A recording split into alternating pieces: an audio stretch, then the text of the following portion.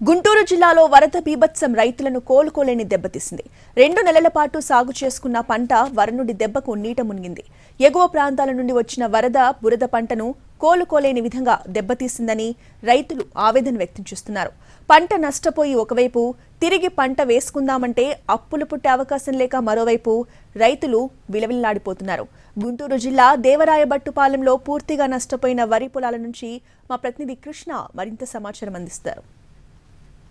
మనం పెదకాకాని మండలం దేవరాయబట్టుపాలెంలో ఉన్నాం.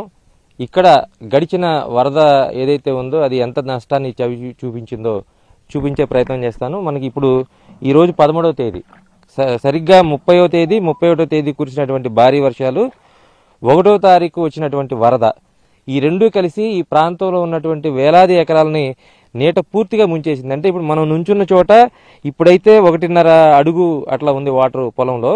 ఆ రోజు చూసుకుంటే 4.5 అడుగులు 5 అడుగులు వచ్చినటువంటి పొలాలు కూడా ఉన్నాయి. అవి మనం గతంలో విజువల్స్ కూడా చూపించాం. కానీ ఇప్పుడు 10 రోజులు 15 రోజుల తర్వాత, అంటే 30వ తారీఖు ఫ్లడ్ వస్తే ఈ రోజు 13వ తారీఖు, అంటే 15 రోజులు దాదాపుగా అయిపోయింది.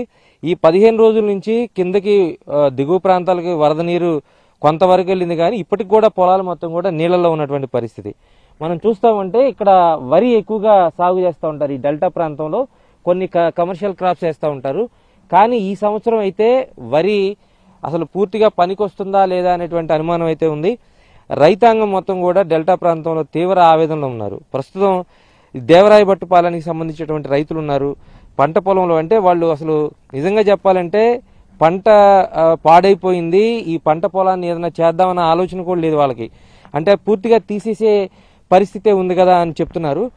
సార్ చెప్పండి, ఇప్పుడు గడిచిన 15 రోజుల నుంచి మీ పంట మొత్తం కూడా నీళ్ళలో ఉంది. అసలు ఈ పంట పనికి వస్తుందా? ఏం చెప్తారు అసలు? పంట పనికిరాదు సార్. ఇప్పుడు 15 రోజుల నుంచి నీళ్ళల్లో ఉంది. ఇప్పుడు మళ్ళీ వరి వేసుకుందామంటే మాకు అదును అయిపోయింది. వరి వేయడానికి కుదరదు. పెసర వేద్దామన్నా నీళ్లు 1 నెల దాకా పావు. దేనికి పనికిరాదు. ఇది ఈ సంవత్సరానికి వదిలేయటం. ఇక ఈ పంట మొత్తం తీసేయాల్సిందే, మొత్తం ఏం లేదు. అది మా పరిస్థితి. ఎంత పెట్టుబడి పెట్టారు? ఇప్పుడు పెట్టుబడి 3 కోటాలు అయిపోయినాయి. ఇప్పుడు 20,000 పైన అయింది మాకు ఎకరానికి వచ్చి. అది మా పరిస్థితి. అది ఇప్పుడు ఏంటి మీరు ఇది చూపిస్తున్నారు? ఇదేం మలవదే కాదు. ఇప్పుడు వరదలో ఉంది కదా, తీసాం కదా, మీ ముందు తీసాముగా. దీనికి వేరేం లేదు, కుళ్ళిపోయింది వేరు. ఇక బతకటం ఉండదు. ఇక అంటే 10-15 రోజుల తర్వాత అయినా సరే, 15 కాదు 20 అయినా పనికి రాదు కదా ఇది.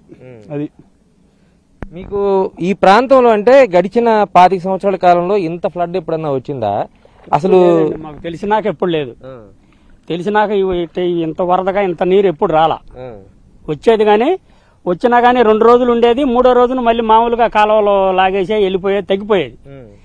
ఇంత నీరు రావటం కానీ, ఇన్ని రోజులు ఉండటం కానీ, ఈ రకంగా ఇంత పైరు ఇంత నష్టం చేయటం కానీ మాకు తెలిసినాక లేదు. మీరు ఎన్ని సంవత్సరాలు చేస్తున్నారు వ్యవసాయం? మేము కనీసం చేస్తున్నాం, దగ్గర ఒక 35 సంవత్సరాలు చేస్తున్నాం. అంటే ఈ ప్రాంతంలో మొత్తం ఎన్ని వేల మంది రైతులు ఉంటారు? అసలు ఈ జరిగిన నష్టాన్ని పూడ్చుకోవాలంటే అసలు రైతు ఏం చేయబోతున్నారు? చాలా మంది ఉంటారు. ఉండటానికి ఇంత అని కాదు. ఇది నష్టం అనేది ఇది మనం ఇప్పుడు దీని గురించి మేము ఇప్పుడేం కోలుకోలేము.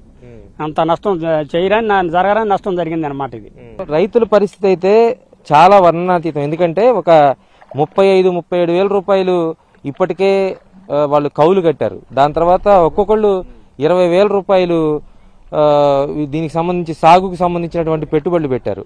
అయితే ఇప్పుడు వ్యవసాయ సీజన్ స్టార్ట్ అయ్యి 2 నెలలు దాటింది.